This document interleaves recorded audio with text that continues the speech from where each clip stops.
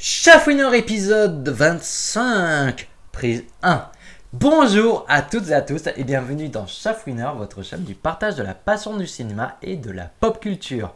Aujourd'hui, je vais jouer au Chafouineur en vous parlant du film Horror Story de Ayash Lane, un film indien.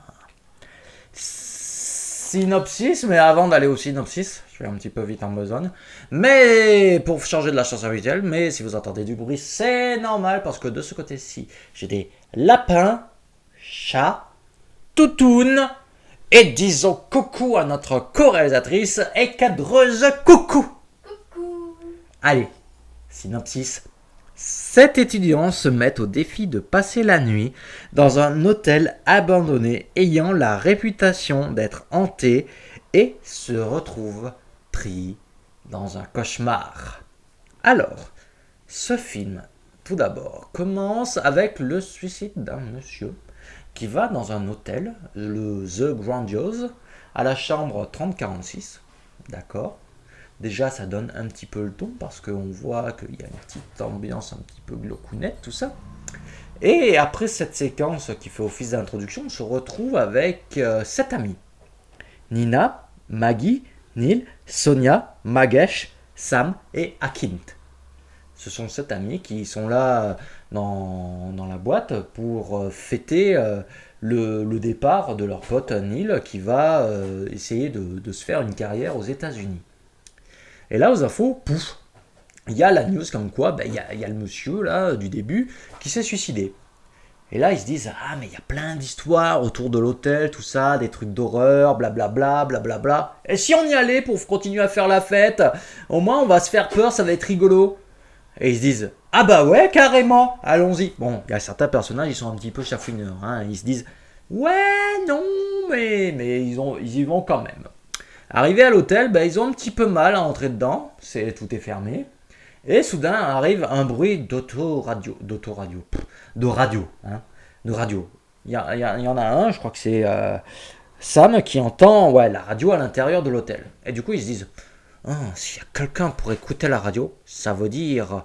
Enfin, s'il y a la radio retentie, c'est qu'il y a quelqu'un pour écouter la radio. Donc l'hôtel n'est pas vide, donc on peut y entrer. Donc ils décident d'y rentrer en passant par la porte de derrière. Bon, au fur et à mesure de l'avancée, ils vont retrouver beaucoup d'objets du quotidien qui sont présentés sous un aspect horrifique, notamment la radio qui au final fonctionnait mais sans pile, des horloges qui sont étrangement toutes fixées sur une horaire en particulier, et j'en passe, hein. Franchement, beaucoup d'objets du quotidien ont un aspect un petit peu horrifique dans ce film. Et au fur et à mesure de l'avancée, ils vont se rendre compte que il y a un truc qui tourne pas en rond dans l'hôtel. Ils tournent étrangement en rond. Ils reviennent toujours au même point de départ à la réception. Et au fur et à mesure, l'un des leurs meurt. De manière assez étrange, comme si c'était jeté dans le vide un petit peu. C'est un peu ça, à ça que ça ressemble. Et au final, ils vont tout faire pour essayer de se sortir de là. Parce qu'au final, ils pourraient peut-être bien y avoir une présence surnaturelle qui leur voudrait du mal. Ceci étant dit, moi je vais pas plus m'attarder que ça sur l'histoire qui est franchement prenante, hein. Même s'il y a tout de même certains clichés quant aux films d'horreur, elle fait quand même son effet, et au moins elle a le mérite d'être effrayante dans le sens où elle a une ambiance qui est renforcée autant par l'image que par les musiques. Mais il y a une ambiance parce que la créature auquel nos protagonistes vont faire face, on la voit que très peu, voire peut-être trop peu, mais au moins à chaque fois qu'on la voit, elle arrive à suggérer de l'effroi, à inquiéter, et on peut regretter tout de même la maigre qualité de son maquillage, parce que les quelques fois où on peut voir de loin ou de près un petit peu son aspect visuel, son faciès, ça donne un petit peu un aspect grotesque. Alors que peut-être qu'ils auraient dû rester dans le principe de garder le visage flouté, hein, c'était pas plus mal, ça a renforcé le côté angoissant parce que on met pas de visage on n'aurait pas mis de visage sur l'entité à proprement parler. Et ouais, ça aurait renforcé son côté horrifique. Après, je dis pas qu'elle fait pas peur, hein. C'est juste un petit point, c'est juste vraiment pour jouer au chat fouineur. Parce qu'en soi, le film, c'est presque pour moi un sans faute. Les seuls reproches que je peux lui faire, ce sont les quelques clichés que l'on peut retrouver dans certains films d'horreur hollywoodiens. Bon, ici, du cinéma indien, mais on retrouve ces tares-là.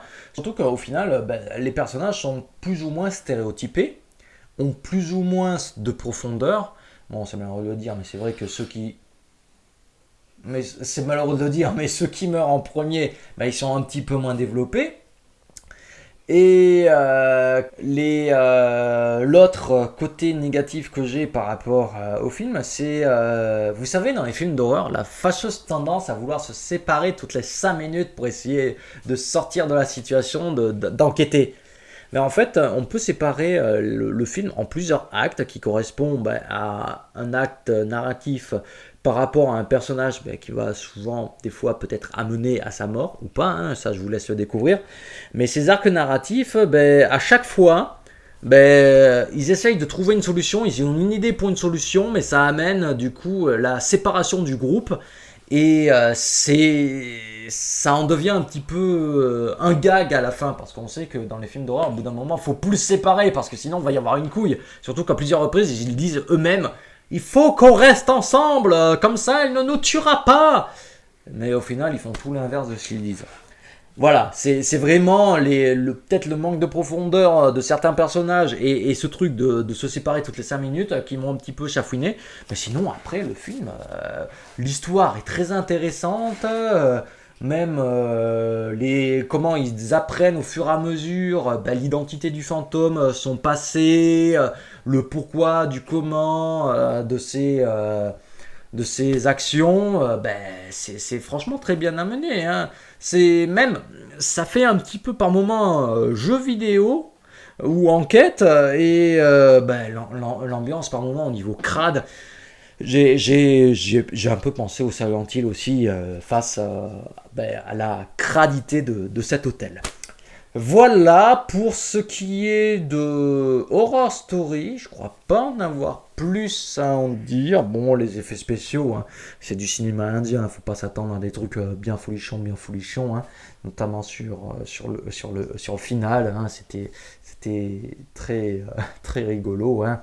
Mais bon, après c'est un film indien. Hein, si on est tolérant, ça passerait bien. Hein, en soi, oui. Il fait son petit effet. Je vais pas dire qu'il va morifier comme Jusqu'en Enfer a pu morifier, mais il arrive à créer une ambiance un peu sordide. On n'est pas à l'aise tout du long du film. On va dire ça comme ça.